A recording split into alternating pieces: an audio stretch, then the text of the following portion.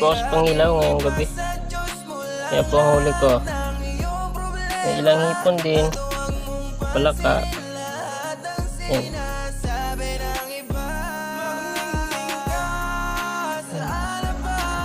Ang huli ko. Kahit dito lang sa malapit. Hindi po ako lumayo. Yan ang huli ko sa Pangilaw. Ang hipon. Palaka. Libre na ang pangulam.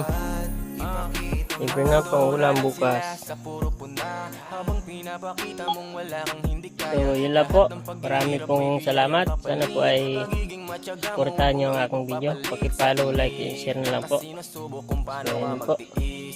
Hinuhubog masyado ng mabilis ang pagising at pagtulog, pero wag magmadali. Maaabot mo ang tugatog, balang araw masasabi nilang iba ka na.